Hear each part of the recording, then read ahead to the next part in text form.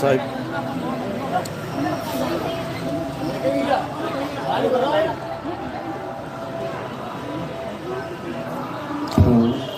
Hello साहिबन की सलाम। तो आज परमात्मा की अपार कृपा से फर्रुखाबाद में ये मूल ज्ञान का प्रचार होने जा रहा है। बहुत बड़े भाग हैं उन जीवों के जो अपने पूरे जीवन काल में एक बार भी उस मूल ज्ञान को सुन पाते हैं, और उससे भी बड़े भाग होते हैं उन जीवों के जो इस मूल ज्ञान को थोड़ा सा भी समझ पाते हैं। क्यों? क्योंकि इसको समझना बहुत मुश्किल है। इसको समझने के लिए इतना विवेकी होना पड़ता है कि आप सोच भी नहीं सकते। जैसे छोटे से बच्चे को पीएचडी की किताबें पढ़ाना हो, इतना विवेक चाहिए। लेकिन मालिक की कृपा हो जाए तो ये ज्ञान बहुत सहजता से समझ में आने लग जाता है। बहुत ही आराम से एक एक बात समझ में आने लग जाएगी। जो जन्मों जन्मों की मैल चढ़ी है, जन्मों जन्मों का अज्ञान जो लेके बैठे हैं ये जीव, परमात्मा की कृपा होती है तो ये अपने आप उतर जाता है, और देखते देखते आप उस ज्ञान को प्राप्त कर लेते हैं जो बड़े बड़े ऋषि मुनि, बड़े बड़े पीर पैगंबर औलिया नहीं कर पाए। ये मूल ज्ञान है। इसी ज्ञान को आत्म ज्ञान भी कहते हैं। तो आज बंदी छोड़ की कृपा है जो आपके शहर में ये मूल ज्ञान का प्रचार हो रहा है। एक एक बात को बड़ी ध्यान से सुनना है, समझना है। क्यों? क्योंकि संसार में ज्ञान तो बहुत मिल जाएगा। अलग अलग धर्म में, अलग अलग पंथ में, अलग अलग संप्रदाय में बहुत कुछ मिल जाएगा। कोई कहेगा ऐसा कर लो, कोई कहेगा वैसा कर लो, कोई कहेगा ये नाम जप लो, कोई कहेगा वो नाम जप लो, कोई कहेगा यहाँ स्नान कर लो, कोई कहेगा वहां स्नान कर लो। दुनिया भर का ज्ञान आपको प्राप्त हो जाएगा, लेकिन मूल ज्ञान प्राप्त नहीं होगा। मूल का मतलब क्या है? जैसे एक पेड़ है जिसकी अनंत शाखाएं हैं, अनंत पत्ते, अनंत फल फूल हैं, लेकिन जब आप नीचे उतर के आओगे तो एक जड़ मिलेगी आपको। ये मूल ज्ञान उसी जड़ का नाम है, यानी एक जड़, एक सत्य जिससे ये सारा संसार प्रकाशित है। तो आज इसी मूल ज्ञान को समझेंगे, और मालिक से अरदास करूंगा कि इस आवाज को जो भी सुन रहे हैं उनका विवेक जागे और सत्य सत्य का निर्णय करके असत्य को त्याग के सत्य को धारण कर पाए। क्योंकि हमारा मकसद केवल और केवल सत्य को समझाना है, असत्य को छुड़वाना है। इसके अलावा हम किसी धर्म का, किसी पंथ का, किसी का प्रचार नहीं करते। हमारा मूल उद्देश्य क्या है?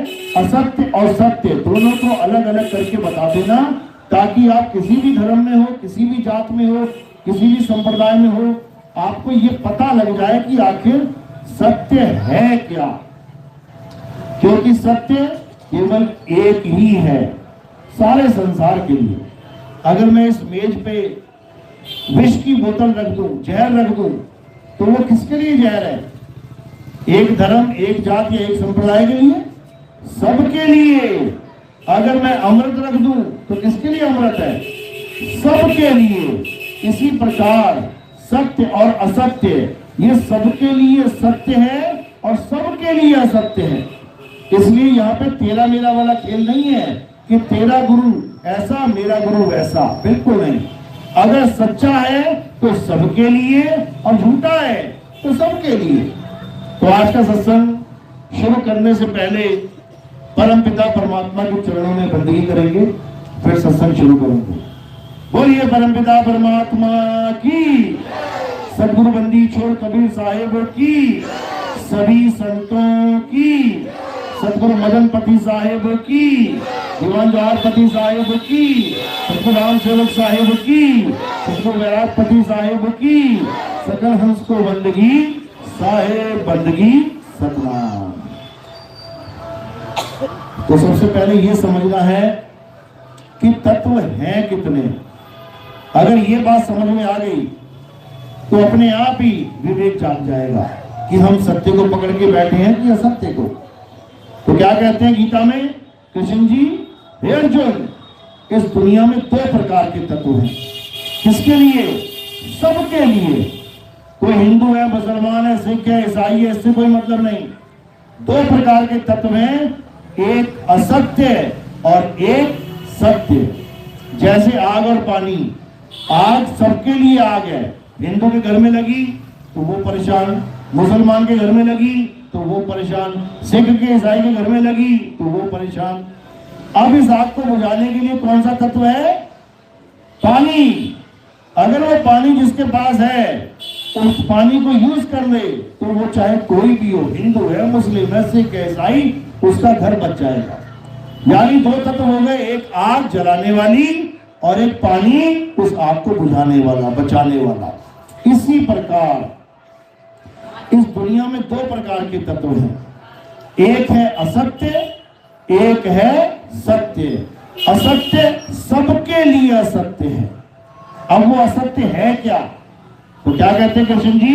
हे अर्जुन, जो जन्मता और मर जाता है वो असत्य है। जो पल पल बदल जाता है वो असत्य है। जो सदा एक सा नहीं रहता वो असत्य है। तो क्या है असत्य? ये शरीर असत्य है। जन्मता और मर जाता है किसका? मेरा, सबका। चाहे वो किसी का भी शरीर हो, वो जन्मता और मर जाता है, इसलिए वो असत्य है सबके लिए। यानी जो शरीर की पूजा करेगा वो असत्य की पूजा कर रहा है। जो जन्म जाए और मर जाए उसकी पूजा सत्य की पूजा नहीं है। अब हिसाब लगा लो, जो भी जिस शरीर की पूजा कर रहा है, चाहे वो किसी का भी हो, तो किसकी पूजा चल रही है? असत्य की। और क्या है असत्य? जो पल पल बदल जाता है। देख लो पूरा संसार, इस संसार में कोई भी चीज देख लो बदल जाएगी, हर चीज बदल जाएगी। कोई मंदिर, कोई मस्जिद, कोई गुरुद्वारा, कोई चर्च आज है, कल को नहीं है, उससे पहले नहीं था, आज बन गया। हर चीज बदल रही है, हर चीज बदल रही है। आज पीपल के पत्ते हरे हैं, कल पीले हो जाएंगे। आज कोई पेड़ खड़ा है, कल को कट जाएगा। आज कोई कुछ भी A to Z जो भी देख लो, जो बदल रहा है असत्य है। किसके लिए? सबके लिए। जो सदा एक सा ना रहे, पल पल बदल जाए, वो असत्य है। तो सत्य क्या है? सत्य वो है जो कभी जन्मता और मरता नहीं है। हे अर्जुन, सत्य कभी ना तो जन्म लेता है और ना ही कभी मरता है। सत्य को कोई शस्त्र काट नहीं सकता, अग्नि जला नहीं सकती, वायु सुखा नहीं सकती, जल भिगो नहीं सकता। सत्य को कोई कुछ नहीं कर सकता। तो क्या है सत्य? हे अर्जुन, ये आत्मा ही सत्य है। ये आत्मा सत्य है। इस आत्मा का ना तो कभी जन्म होता है और ना ही कभी मृत्यु। ये आत्मा नित्य है, शाश्वत है, पुरातन है। ये आत्मा ही सत्य सनातन है। आज सत्य सनातन के नाम पे भगवा चोला पहन के क्या क्या नहीं कर रहा है इंसान। किस किस की पूजा में नहीं लग गया। पत्थरों को पूज लिया, नदियों को पूज लिया, पेड़ों को पूज लिया, पहाड़ों को पूज लिया और बने हुए सनातनी। जबकि सनातन का मतलब क्या है ये तक नहीं जानता ये जीव। सनातन का मतलब क्या है? जो सदा सदा रहे उसे सनातन कहते हैं। जो कभी मिट ना सके उसे सनातन कहते हैं। जिसका कभी नाश ना हो उसे सनातन कहते हैं। और सनातन कोई पत्थर नहीं है, सनातन कोई पेड़ नहीं है, सनातन कोई नदी नाले नहीं है। अरे ये पूरा ब्रह्मांड ही सनातन नहीं है, ये भी बनता और बिगड़ जाता है। तो सनातन क्या है? हे अर्जुन, ये आत्मा ही सत्य सनातन है। अब तुम्हारे पास दोनों तत्वों का ज्ञान आ गया। एक तत्व है जिसका नाश हो जाता है और एक तत्व है जिसका कभी नाश नहीं होता। अब क्या करना है? असत्य तत्व को त्यागना है, यानी उसकी पूजा करनी छोड़नी है और सत्य तत्व को जानना है, यानी आत्मज्ञान को प्राप्त करना है। अब क्या? अब जितने भी नाशवान तत्व हैं, ये शरीर, ये पेड़ पौधे, ये जितना भी तामझाम तुम्हें दिखाई दे रहा है संसार में, ये सब असत्य है। ये सारा संसार झूठ है। ये सारा संसार एक सपना है। इस वक्त तुम ये सारा सपना देख रहे हो, लेकिन मान नहीं रहे हो इसे सपना। और वाणी समझा रही है, उमा कहूं मैं अनुभव अपना, सत हरि भजन जगत सब सपना।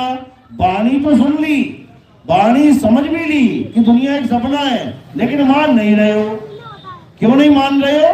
क्योंकि सपने में दिखने वाली हर एक चीज सपना ही होती है। सपने में मकान दिख रहा है, सपना है। सपने में मंदिर मस्जिद गुरुद्वारा दिख रहा है, सपना है। सपने में पूजा पाठ दिख रहा है, सपना है। सपने में कोई भी वस्तु दिख रही है, सपना है। तो सपने की किसी भी वस्तु जो झूठ है, इसकी पूजा नहीं करनी है, नहीं करनी है। सपने में दिखने वाली कोई भी वस्तु सत्य नहीं है। सपने में कैलाश दिख रहा है, कैलाश सत्य नहीं है, सपना है। कैलाश पे ही शंभुनाथ बैठे हैं, वो भी सपने में ही दिख रहे हैं। तुम्हें वृंदावन दिख रहा है, सपना है। वृंदावन में ही कृष्ण जी गाय चला रहे हैं, ये भी सपना ही है। तुम्हें अयोध्या दिख रही है, सपना है। अयोध्या में राम जी आए, वो भी सपना ही है। तुम्हें सत्संग दिखाई दे रहा है, ये भी सपना है। सत्संग में हम सब बैठे हैं, ये भी सपना ही है। जो दिख रहा है वो सपना ही है, वो झूठ ही है। कबीर साहब समझा रहे हैं, जो दिखे सो माया संतों, जो दिखे सो माया। जो चीज भी तुम्हें दिख रही है, चाहे जागृत अवस्था में दिख रही है, चाहे स्वप्न में दिख रही है, चाहे कहीं भी दिख रही है, जो भी चीज दिखे उसे तत्काल माया जान के त्याग दो। यानी अपनी सूरत को उसमें अटकाना नहीं है। ये जगत सब सपना है, तो फिर सत्य क्या है? सत्य है अनुभव। उमा कहूं मैं अनुभव अपना, लेकिन अनुभव किसका? जगत तो सपना है। सामने भोले शंकर भी खड़े हो गए, तब भी वो अनुभव नहीं हो पाया जो हमें चाहिए। हम तो सपना ही देखते रहे। सपने में 1 करोड़ की लॉटरी लग गई तो क्या तुम अमीर हो गए? सपने में 50,000 करोड़ की लॉटरी लग गई तो तुम क्या अमीर हो गए? अरे सपना है, झूठ है। आँख खुलेगी तो 1 पैसा नहीं होगा पास में। लेकिन इस सपने में 50,000 की भी लॉटरी लगती है तो कम से कम 1 साल तक पैसा पड़ा रहता है बैंक में। तो लगता है नहीं, ये तो सच है। ये भी सच नहीं है, ये भी झूठ है। ये सपना भी एक दिन टूटेगा, और जिस दिन टूटेगा उस दिन तुम क्या कहोगे? कि कुछ भी साथ नहीं जाएगा, 1 पैसा भी साथ नहीं ले जा सकते। अरे ये तो सच है, लेके जाके दिखाओ। सपने का पैसा नहीं ला सकते, समझ में आता है। यहाँ तो सच्चा है ना। अभी नोट गिनोगे गांधी वाले, तो ये सोच के थोड़ी नहीं गिनोगे कि नकली है। यहाँ के नोट तो असली है ना, लेकिन यहाँ से ले जाके दिखाओ जरा। जैसे सपने से 1 पैसा यहाँ लेके नहीं आ सकते, वैसे यहाँ का पैसा कहीं और नहीं ले जा सकते। इस सपने का पैसा इसी में रह जाएगा। तो सत्य क्या है? अनुभव ही सत्य है। किस चीज का अनुभव? आत्मा का अनुभव। क्योंकि आत्मा सत्य है, और आत्मा का अनुभव हो जाए तो वो भी सत्य ही है। उमा कहूं मैं अनुभव अपना, सत हरि भजन। हरि भजन का मतलब क्या होता है? हरि का मतलब होता है, जैसे कहते हैं बड़ी ताजी है, बड़ी हरी है, और जब सूख जाए तो बासी है। हरि का मतलब होता है जो तुम्हें हरा भरा रखा है, जिसने इस दुनिया में जो हरा भरा रख के बैठा है सबको, जिसकी वजह से हर चीज हरी भरी लग रही है, उसे हरि कहते हैं। यानी आत्मा ही वो चीज है जिसकी वजह से तुम्हारी काया हरी भरी है। अभी आत्मा ने शरीर को छोड़ दिया ना, पास मारने लग जाओगे, बदबू आने लग जाएगी लाश जैसी। नहीं आ रही है, इसका मतलब आत्मा जुड़ी है। हरे पेड़ दिखाई दे रहे हैं, जब जैसे ही आत्मा ने छोड़ दिया ये सब सूख जाएंगे। तुम चल रहे हो, फिर रहे हो, खा रहे हो, गा रहे हो, बोल रहे हो, बजा रहे हो, आत्मा की वजह से, आत्मा ने तुम्हें शरीर छोड़ दिया तो तुम यहीं पे गिर जाओगे। इसलिए आत्मा को जानो, आत्म तत्व को पहचानो। आत्मा ही वो तत्व है जिसकी वजह से तुम्हारी काया हरी भरी है। तो क्या जानना है? आत्मा को जानना है। हे अर्जुन, जो अपने जीवन काल में आत्म तत्व को जान लेते हैं, जो अपने जीवन काल में आत्म बोध में स्थित हो जाते हैं, उनका जन्म और मरण सदा सदा के लिए खत्म हो जाता है। और जो अपनी आत्मा को नहीं जान पाते, बुढ़े हो गए 100 साल के, सारी उम्र पूजा पाठ करते रहे, सारी उम्र हवन यज्ञ करते रहे, सारी उम्र नमाजें पढ़ते रहे, सारी उम्र गुरुद्वारे जाते रहे, वाहिगुरु वाहिगुरु नाम जपते रहे, सारी उम्र चर्च जाते रहे, हालेलुया हालेलुया गाते रहे, लेकिन 100 साल के बाद भी अगर उनसे कोई पूछे कि आत्मा कैसी होती है बाबा बताना, बाबा ना बता पाएगा। बाबा नहीं बता सकता आत्मा कैसी होती है। क्यों? क्योंकि बाबा को कभी आत्म ज्ञान देने वाला गुरु मिला ही नहीं। इसलिए बाबा क्या करता रह गया? मंदिर में माथे टेकता रह गया, पूजा पाठ करता रह गया, बाबा नदियों में स्नान करता रह गया, बाबा परिक्रमाएं करता रह गया। ये वृंदावन की परिक्रमाएं, सारी उम्र बीत गई, बूढ़े हो गए, मरने वाले हो गए, लेकिन आज तक कोई बाबा आत्मा का ज्ञान प्राप्त नहीं कर पाया। दूसरों के ही नाम जपता इस जीवन को छोड़ के चला जाएगा। कोई राम राम करता मर जाएगा, कोई राधे राधे करता मर जाएगा, कोई अल्लाह अल्लाह करता मर जाएगा, कोई वाहिगुरु वाहिगुरु करता मर जाएगा, कोई गॉड गॉड करता मर जाएगा, लेकिन अपनी आत्मा को नहीं जान पाएगा। समझ लो। तो करना क्या है? अध्याय 3 17वां श्लोक पढ़ो, गीता क्या कहती है। हे अर्जुन, जो अपनी आत्मा में रमण करते हैं, जो अपनी आत्मा में तृप्त हैं, जो अपनी आत्मा में संतुष्ट हैं, उनके लिए कोई धार्मिक कर्म कर्तव्य लागू ही नहीं होता। यानी जितने भी कर्म कांड हमारे पास जोड़े गए हैं कि हिंदू है तो ऐसा कर, मुसलमान है तो वैसा कर, सिख है तो ऐसा कर, ईसाई का है तो वैसा कर, ये सब छूट जाएंगे। आत्मा का ज्ञान प्राप्त होते ही ये सब कर्मकांड छूट जाएंगे और क्या आ जाएगा? हे अर्जुन, जो अपनी आत्मा में स्थिर हो जाते हैं वो स्थित प्रज्ञ कहलाते हैं। फिर आप क्या हो जाओगे? स्थित प्रज्ञ। फिर आपको किसी मंदिर में जाने की जरूरत नहीं, फिर आपको किसी मस्जिद में जाने की जरूरत नहीं, फिर आपको किसी गुरुद्वारे में जाने की जरूरत नहीं, फिर आपको किसी चर्च में जाने की जरूरत नहीं। फिर आपका असली मंदिर आपका ही एक शरीर हो जाएगा। यही है असली मंदिर। इसी में भगवान का वास है, इसी में परमात्मा का वास है। इसीलिए ये मंदिर चल रहा है। वो मंदिर नहीं चल पाएगा, वो जहां तुम बना दोगे वही रहेगा, लेकिन ये मंदिर तुम कहीं भी ले जाओ, जहां मन करे वहां ले जाओ। ये ऐसा मंदिर है। तो कबीर साहब भी यही समझा रहे हैं, जल में मीन प्यासी, मोहे देखत आवे हासी, आत्म ज्ञान बिना नर भटके, कभी काबा कभी काशी। कहते सारी उम्र तुम पूजा पाठ कर लो, सारी उम्र तुम नमाजें पढ़ लो, सारी उम्र तुम कुछ भी कर लो, अगर तुम्हें आत्म ज्ञान नहीं हुआ तो तुम्हारी दुर्गति हो जाएगी। अंत समय में क्या होगा? दुर्गति का मतलब क्या होता है? यानी तुम्हारी हालत खराब हो जाएगी, शरीर छोड़ते हुए, मरते हुए।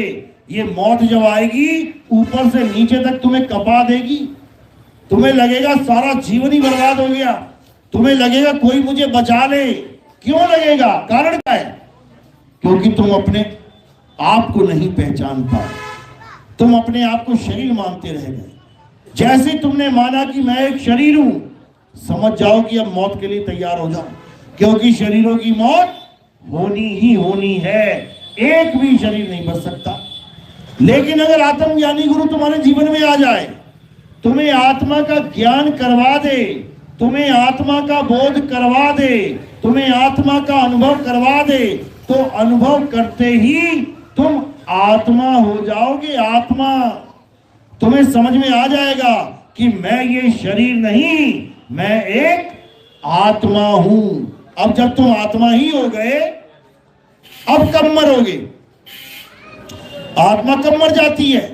1 साल बाद, 10 साल बाद, 100 साल बाद, लाख साल बाद, करोड़ साल बाद, अरब साल बाद, खरब साल बाद। अरे युगों युग बीत जाए, मृत्यु की भी मृत्यु हो जाए, तब भी तुम नहीं मरोगे। क्यों? क्योंकि आत्मा अजर अमर अविनाशी है और तुम अजर अमर अविनाशी ही हो। बस अपने आप को जान नहीं रहे हो, इसलिए अपने आप को आदमी और औरत मान बैठे हो, अपने आप को शरीर मान बैठे हो। अब शरीर मान बैठे हो तो पक्का मरोगे, पक्का। सबको डेट ऑफ बर्थ याद है अपनी? फॉर्म भरते हो ना, लिखते हो डेट ऑफ बर्थ। किस किस को याद है? हाथ खड़ा करो। जिस जिसको याद है ना, पक्का मरोगे तुम लोग, पक्का। क्यों मरोगे?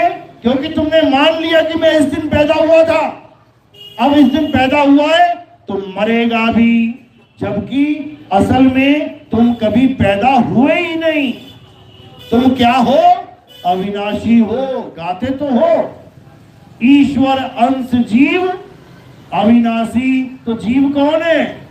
अरे तुम ही हो, जीव बैठे हुए हो। जीव अविनाशी है, इसका कभी नाश नहीं होता। तो बताओ मरेगा कौन? अविनाशी का मतलब क्या होता है? जो मर जाए, कभी नहीं मर सकता। चक्कर क्या चल रहा है? केवल शरीर का। शरीर को पकड़ा हुआ है इसने, पकड़ा हुआ है तो लग रहा है मैं जिंदा हूं, और शरीर को छोड़ देता है तो लगता है कि मर गया। बस इतना सा खेल है। हम कहते भी हैं हमारे पिताजी ने शाम 6 बजे शरीर छोड़ दिया, यानी पिताजी ने शरीर पकड़ा हुआ था तभी तो छोड़ दिया।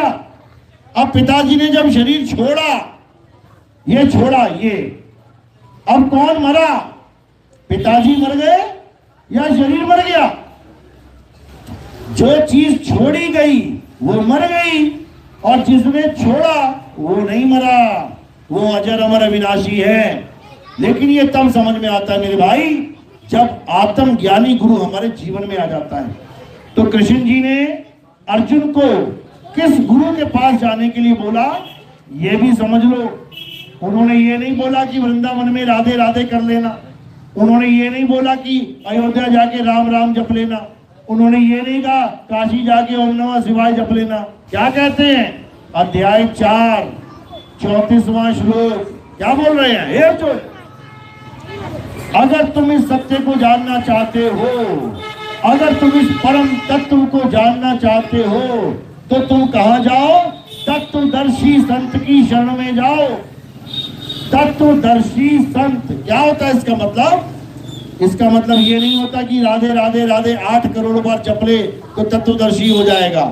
इसका मतलब ये नहीं होता कि राम राम 10 करोड़ बार जप ले तो तत्वदर्शी हो जाएगा। बिल्कुल नहीं। तत्वदर्शी संत का मतलब होता है जो तुम्हें तत्व का दर्शन करा दे, उसे तत्वदर्शी संत कहते हैं। तत्वदर्शी, तत्व यानी 2 प्रकार के तत्व हैं, एक असत्य और एक सत्य। असत्य को छुड़वाने वाला और सत्य को बताने वाला, ये हो गया तत्वदर्शी, यानी दर्शन कराने वाला। यानी दोनों प्रकार के तत्वों के दर्शन करा देगा वो। एक प्रकार के तत्व तो नाशवान है, जिसको इन आंखों से ही दर्शन कर लो, ये असत्य है। अब क्या करना है? छोड़ दो, इस सपने को छोड़ दो। यानी इस सपने में तुमने किसी को भी सत्य नहीं मानना। दुकान असत्य है, मकान असत्य है, मंदिर मस्जिद गुरुद्वारे सपने में दिख रहे हैं, सपना ही है, असत्य है।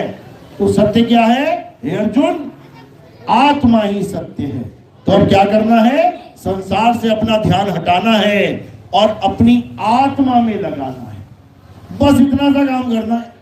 यानी एक को छोड़ना है, जगत को छोड़ना है और आत्मा को देखना है, आत्मा को पकड़ना है, आत्मा का अनुभव करना है, तो संसार छूट जाएगा और आत्मज्ञान हो जाएगा।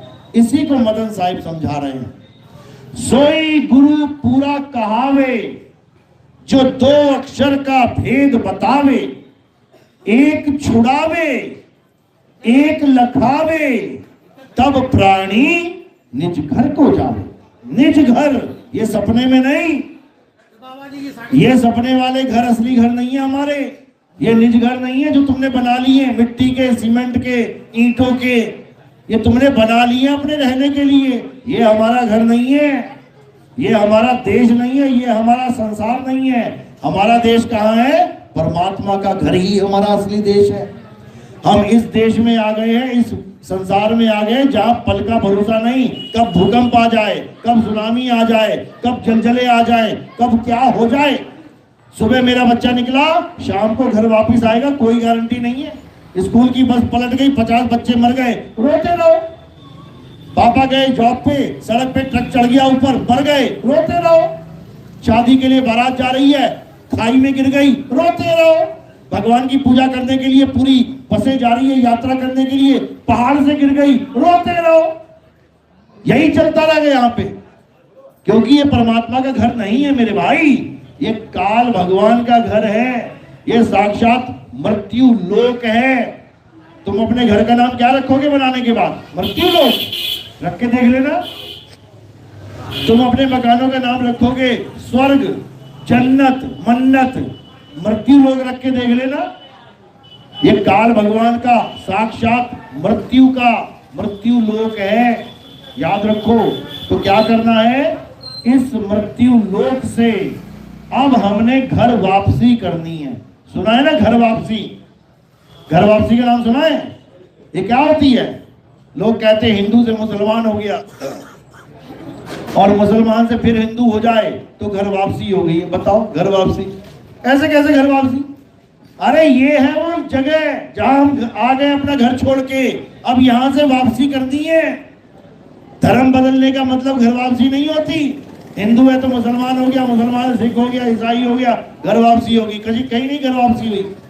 घर वापसी का मतलब होता है हम अपने निज घर को छोड़ के इस भवसागर में आ गए हैं, इस काल के लोक में आ गए हैं, इस पराये लोक में आ गए हैं। अब इस पराये लोक से जब तुम्हारी वापसी हो जाए घर की, यानी तुम परमात्मा के उस लोक में पहुंच जाओ जहां पर जन्म और मरण का खेल ही नहीं है, तब समझ जाना अब तुम्हारी घर वापसी हुई है। तो घर वापसी कैसे होगी? जब तुम इस काल के लोक से अपना ध्यान हटा लोगे। ये काल का लोक है, ये पूरा संसार मृत्यु लोक है, इसमें से ध्यान हटा लो और परमात्मा के लोक में ध्यान लगा लो। बस सिंपल सी बात है। तो कबीर साहब यही समझा रहे हैं, रहना नहीं देश बेगाना है। ये अपना देश नहीं है कि तुम सोच रहे हो ये अपना देश है, ये बेगाना देश है। यहाँ पल का नहीं पता कब तुम्हारी मौत हो जाए। रहना नहीं देश बेगाना है, ये धरती कागज की पुड़िया, बूंद पड़े घुल जाना है। ये संसार झाड़ और झाखड़, उलझ पुलझ मर जाना है। कहे कबीर सुनो भाई साधो, सतगुरु नाम ठिकाना है। यानी ये मृत्यु लोक छोड़ के हमने कहा जाके बसना है? सतगुरु के नाम में। जपना नहीं है, ये जपने वाला खेल नहीं है कि प्रभु का नाम जपना है। यहां जप जप के मर गए लोग। समझो, प्यास लगी है तो पानी पीना है, जपना नहीं है। भोजन करना है तो खाना खाना है, जपना नहीं है। लेकिन अज्ञानी गुरुओं ने इस जीव को जपने में लगा दिया। करे तो करे क्या? अब बेचारा अज्ञानी है, भाव से भी भरा पड़ा है, श्रद्धा भी पूरी है, जैसा गुरु मिल गया वैसे ही चलने लग जाता है। सिख गुरु मिल गया तो वाहेगुरु जप रहा है, मुस्लिम गुरु मिल गया अल्लाह अल्लाह जप रहा है, हिंदू गुरु मिल गया राम राम राधे राधे जप रहा है, अंग्रेज गुरु मिल गया हालेलुया हालेलुया कर रहा है। करे तो करे क्या? करना क्या है? सतगुरु नाम ठिकाना है।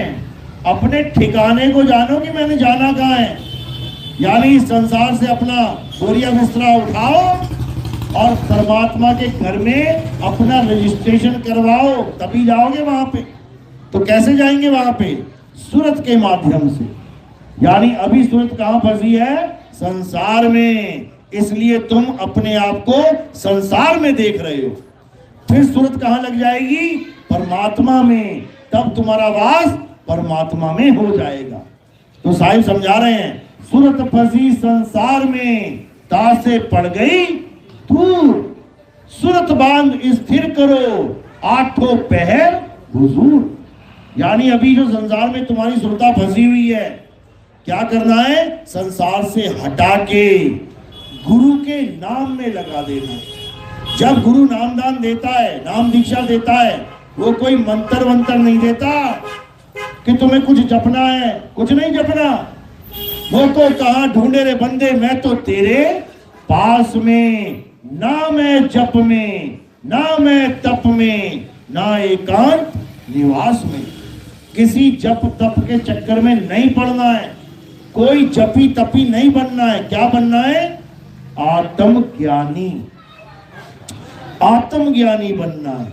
और आत्मज्ञान का मतलब ये नहीं होता राधे राधे राधे 8 करोड़ बार जप ले, 10 करोड़ बार जप ले, 20 करोड़ बार जप ले, ये नहीं होता आत्मज्ञान।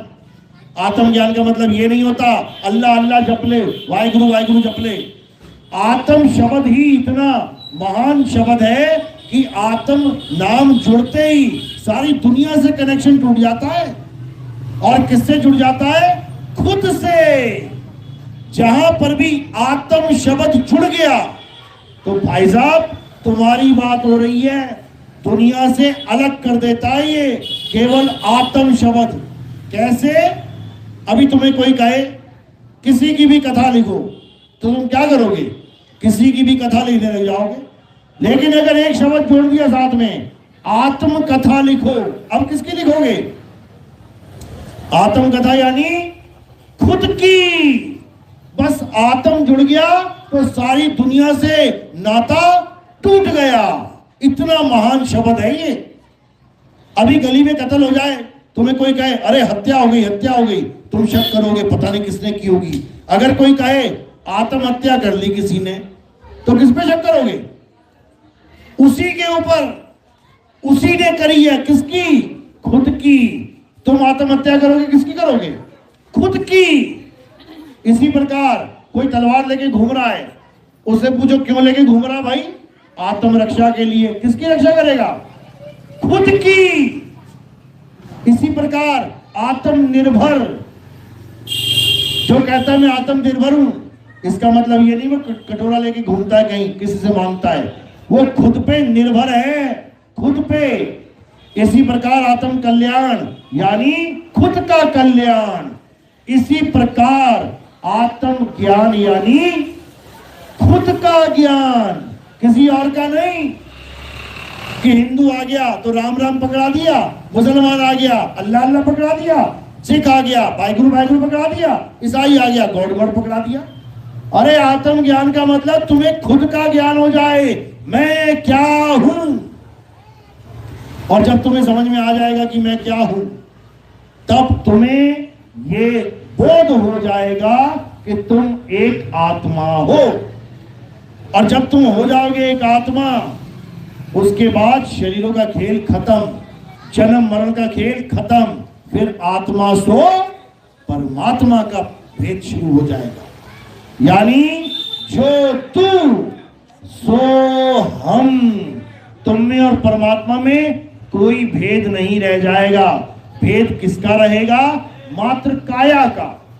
और अगर इस काया को हटा दो तो तुम में और परमात्मा में कोई भेद नहीं है। हर का सेवक हरि के जैसा, भेद न जानो मानस देहा। कहते हैं मनुष्य का देख के किसी गलत फहमी में मत रह जाना कि हरि कोई और है और गुरु कोई और है। ये शरीर दिख रहा है तुम्हें, शरीर को गुरु मानोगे तो कभी भी हरि के दर्शन नहीं कर पाओगे। शब्द को गुरु मानोगे, आत्मा को गुरु मानोगे तो तुम्हें परमात्मा मिलते देर नहीं लगेगी। यानी ना तो खुद को शरीर मानना है, ना ही अपने गुरु को शरीर मानना है। ना गुरु शरीर है, ना चेला शरीर है। दोनों क्या है? आत्मा। आत्मा है। अब क्या करना है इस आत्मा का? क्या करें आत्मा का? अगर आत्मज्ञान हो जाएगा तो क्या हो जाएगा, कैसे, क्या लाभ होगा? कई लोग पूछते हैं ना, गुरुजी इतने मंत्र जपते हैं तो ये सिद्धि मिल जाती है, इतने पाठ करते हैं तो ये सिद्धि मिल जाती है, घर में सुख शांति मिल जाती है, काम धंधे चलने लग जाते हैं। आत्मज्ञान प्राप्त करके क्या मिलेगा? समझ लो अच्छे से।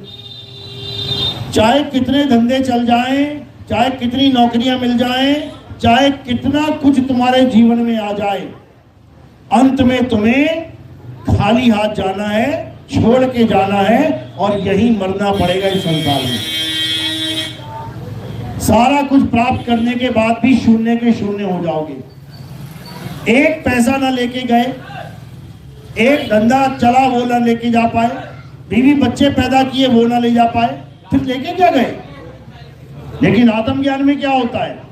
जब आत्मज्ञान हो जाता है तब तुम्हारे पास वो धन आ जाता है जो तुम्हारे मरने के बाद, यानी कि शरीर छोड़ने के बाद भी तुम्हारे साथ जाता है। कैसे? समझ लो, कबीर साहब कह रहे हैं, कबीर सो धन संचिए जो आगे को होए, और सिर पे उठा के गाठड़ी जात ना देखा कोई। यानी संसार की गठड़ियां जितनी मर्जी बना लेना तुम, मैं करोड़पति, मैं अरबपति, मैं खरबपति, ये सब यही छूट जाएंगी। और जो असली धन है, जो नाम धन है, जो आत्म धन है, अगर वो प्राप्त कर लिया तो भाई तुम राजा बन जाओगे, राजा। फिर तुम भिखारी नहीं रहोगे। यानी एक बार तुमने आत्म धन प्राप्त कर लिया फिर तुम अमर हो जाओगे, अमर। ब्रह्मा विष्णु महेश के आगे भी कोई खड़ा होता था राक्षस, जब ये वरदान मांगता था कि भगवान मुझे अमर कर दो, क्या किसी को दिया वरदान? किसी को दे पाए? क्या बोलते थे? अरे अमर तो हम नहीं है, हमारी भी उम्र है, हम भी एक दिन जहाज हो जाएंगे, तुझे कहां से अमर कर दूं? इस संसार में जो भी आ गया है वो अमर नहीं रह सकता, उसने एक दिन मरना ही है। लेकिन आत्म ज्ञान हो जाने के बाद आप मरेंगे नहीं, अमर हो जाएंगे। इसीलिए कबीर साहब ने बोला, अमर करूं सतलोक पठाऊं, दाते बंदी छोड़ कहाऊं। यानी जो हमारी शरण में आ जाता है, जो हमारा नाम ले लेता है, जो हमारे शब्द की महिमा जान जाता है, उसके बाद वो मरता नहीं है, वो अमर हो जाता है। हम ना मरिब मरिब संसारा, हमको बिला जियावन हारा। उसके बाद तुम ऐसे अमर हो जाओगे कि काल का भी खेल खत्म हो जाएगा, काल की भी मृत्यु हो जाएगी, लेकिन तुम नहीं मरोगे। और ये केवल और केवल आत्म ज्ञान से हो सकता है, ये मंत्र मंत्र जंत्र से नहीं होगा। इसीलिए कबीर साहब ने कहा, तंत्र मंत्र सब झूठ है, इनमें ना भर में कोई, और सार शब्द जाने बिना कागा हंस ना हो। कहते हैं ये सारे तंत्र मंत्र जंत्र ये सब झूठ हैं।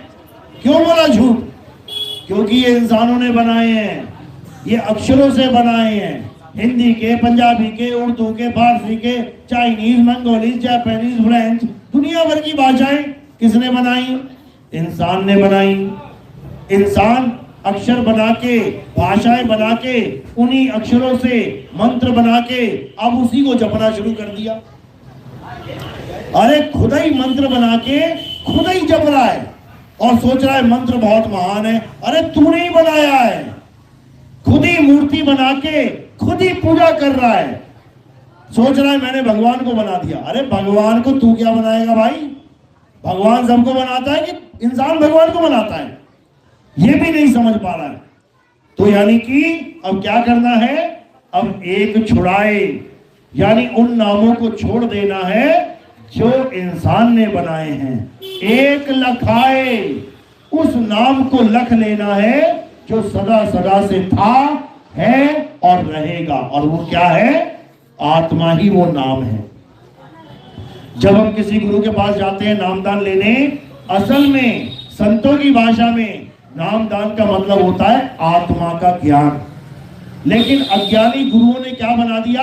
नामदान का मतलब है हिंदी के नाम, पंजाबी के नाम, उर्दू के नाम, फारसी के नाम। वो हिंदी पंजाबी रटवा रहे हैं हमको, अक्षर रटवा रहे हैं। आ आ ई ई उ उ का खा गा घा, ये सारे अक्षर बने हैं। उसके बाद नाम बने हैं, उसके बाद राम बना, उसके बाद कृष्ण बना, उसके बाद सारे हमारे तुम्हारे नाम बने।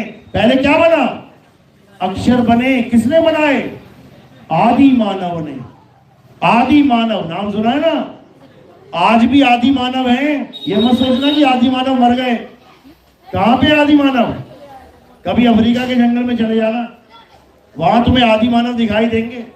यानी पूरे नंगे बंदे, नंगे आदमी, भाला पकड़ा हुआ है, तीर कमान पकड़ा हुआ है, पूरा दिन शिकार खेल रहे हैं। कोई भाषा नहीं है, कोई लेना नहीं देना नहीं, जानवरों की तरह आवाजें निकालते हैं एक दूसरे से संपर्क करने के लिए, ऊ आ ई ऊ करके। कोई एक भाषा नहीं है उनकी, वो आज भी आदि मानव ही है। ऐसे ही हमारे देश के भी आदि मानव थे, जिन्होंने बुद्धि विकसित करी और अक्षरों की खोज करी। पहली खोज क्या थी आदि मानव की? आग, जो पत्थर से पत्थर टकरा के निकाली थी। आग पैदा करने के बाद भी उसका नाम नहीं रख पाए वो, क्या बोले इसे, क्योंकि अक्षर ही नहीं थे। धीरे धीरे धीरे बुद्धि विकसित हुई, तब जाके मुंह से निकलने वाले अक्षरों को लिपिबद्ध किया गया, भाषाओं का उदय हुआ। हिंदुस्तान में कितने अक्षरों का उदय हुआ? 52 अक्षरों का। यानी हिंदुस्तानी आदि मानव ने 52 प्रकार के अक्षरों को मुंह से निकाल के आवाज को लिपिबद्ध कर दिया। ये आदि मानवों ने लिखा था उस वक्त। आ को कैसे लिखना है, ई को कैसे लिखना है, ए को कैसे लिखना है, का कैसे लिखेंगे, था कैसे, ये तुमने नहीं खोजा है। तुम तो उनके बताए हुए पढ़ाई पढ़ते आ रहे हो बस। आज भी वो बच्चे जो पैदा हो रहे हैं, उनको हम यही पढ़ने के लिए भेज रहे हैं कि बेटा हमारे आदि मानव ने, हमारे देश के आदि मानव ने कौन से अक्षर खोजे और अंग्रेजों ने कौन से अक्षर खोजे।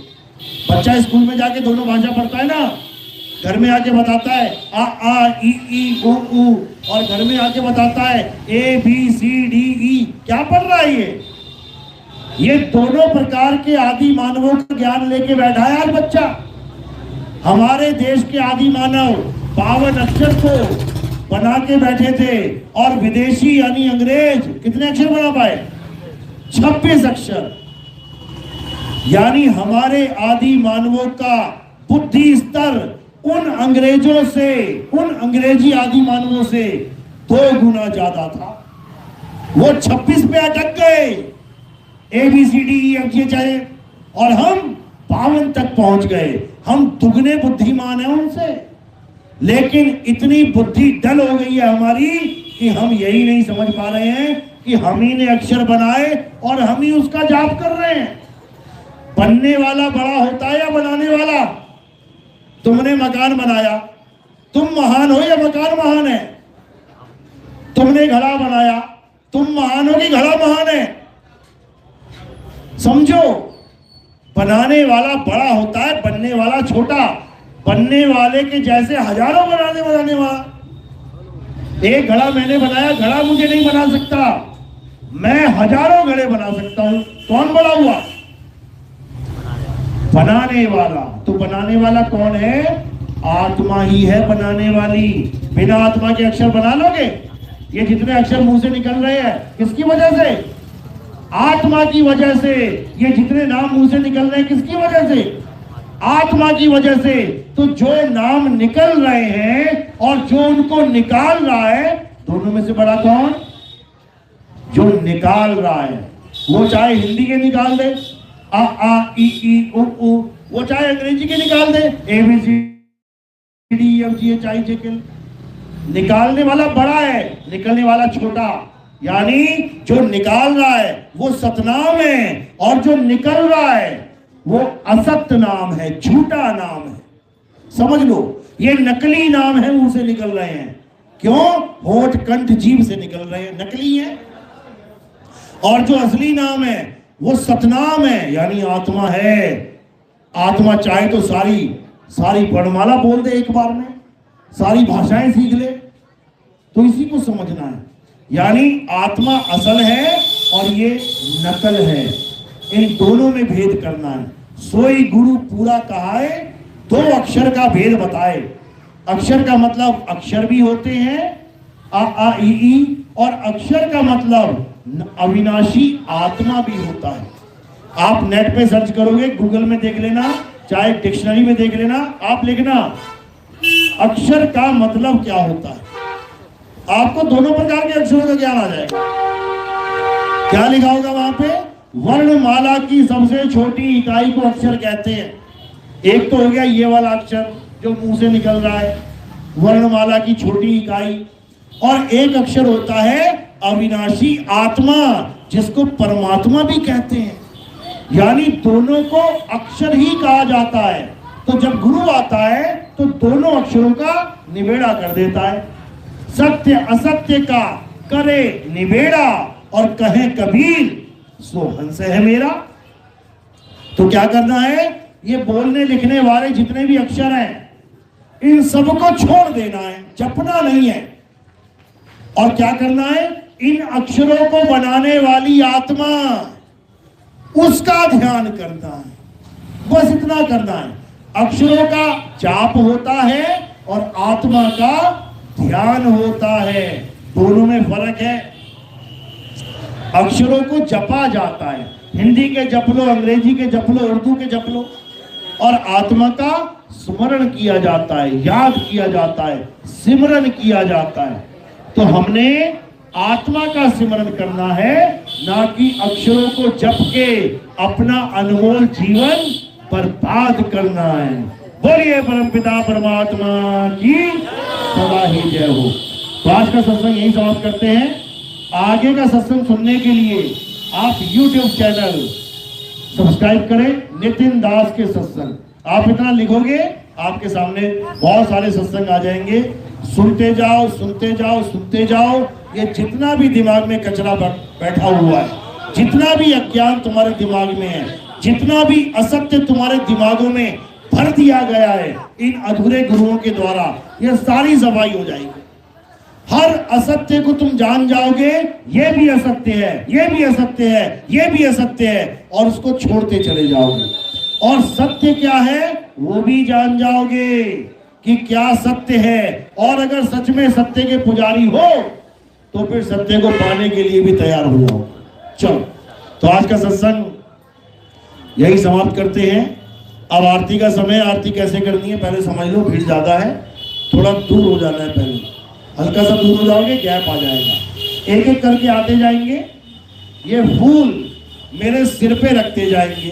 क्यों सिर पे क्यों रखते हैं? क्योंकि हमारे यहाँ आरती किसी पत्थर की, कैलेंडर की, फोटो की नहीं होती, क्योंकि ये जड़ वस्तुएं हैं। कैलेंडर लगा हुआ है सामने, तुम आरती कर रहे हो आंखें बंद करके, जय राम जय राम जय राम जय हनुमान जय राम, और कैलेंडर नीचे गिर गया, आंखें खुली नहीं, तुम्हारा हाथ वहीं घूमता रहेगा और कैलेंडर नीचे पड़ा हुआ है। यानी जो नीचे गिर गया वो ये भी नहीं कह सकता भाई मैं नीचे गिर गया, दोबारा टांग ले। समझो, यानी ये जड़ है।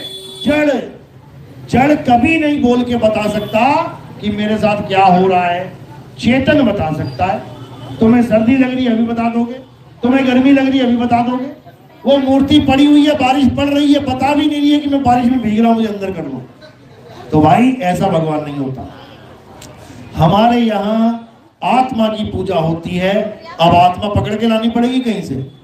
मेरे पास आत्मा है? Thank you. इसी आत्मा की पूजा होगी। कैसे होगी? थोड़े से फूल लेने हैं, मेरे सिर के ऊपर रख देने हैं। सिर के ऊपर क्यों रखे? क्योंकि पैर के अंगूठे से लेके सिर की चोटी तक ये क्या दिखाई दे रहा है?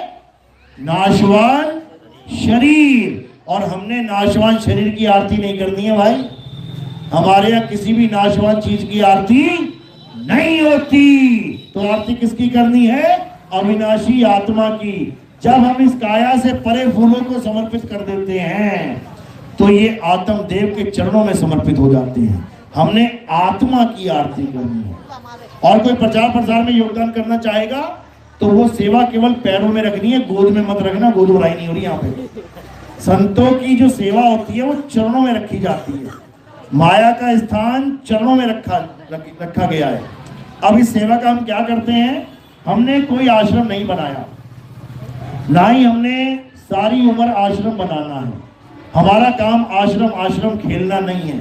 हमारा काम क्या है, हमारा काम है जीवों को जगाना, हमारा काम है प्रचार प्रसार करना, हमारा काम है सत्य का डंका बजाना। तो जो आप लोग सेवा देते हैं उससे हम क्या करते हैं, हम टीवी चैनल में प्रचार करवाते हैं।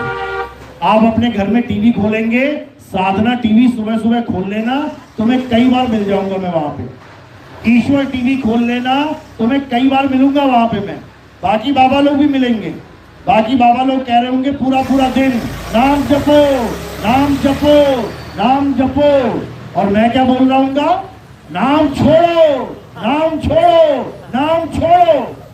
अब इतनी बात बोलने के लिए लाखों रुपया देना पड़ता है टीवी चैनल वालों को, तो कहां से देंगे भाई? तुम्हारा ही पैसा तुम्हारे भाइयों के नाम कर देते हैं। वो टीवी चैनल चल तो इंडिया में रहा है, लेकिन पूरे विश्व को कवर कर रहा है सैटेलाइट के द्वारा। पता नहीं कौन कौन से देश से फोन आते हैं कि भाई गुरुजी आपका सत्संग सुना मैंने, आप कह रहे हो नाम छोड़े, तो करें क्या? फिर उसको क्या बोलते हैं हम, बेटा यूट्यूब पे जा देख सत्संग। यानी हमने आप लोग का पैसा बचा भी लिया। 1 घंटा लगातार टीवी में प्रोग्राम चले 1 महीना, पता कितना देना पड़ता है? 10 लाख रुपया। पूछ के देखना, 10 लाख रुपया में 1 घंटा मिलेगा केवल 1 महीने के लिए। हमने उसको बहुत कम करके आपका पैसा ऐसी जगह लगा दिया कि बार बार दिखाई देंगे। 1 घंटे का प्रोग्राम 1 दिन में 1 बार आएगा। जिसने मिस कर दिया वो दोबारा नहीं देख पाएगा। जिसका ऑफिस टाइम उसी टाइम पे है वो कभी जीवन में नहीं देख पाएगा। तो हमने क्या चुना, बार बार आना है। एक सुबह 6 बजे आऊंगा, फिर बेटा 6:30 बजे आऊंगा, फिर 7 बजे आऊंगा, फिर 8 बजे आऊंगा, फिर 9 बजे आऊंगा, करते करते रात तक आता ही जाऊंगा।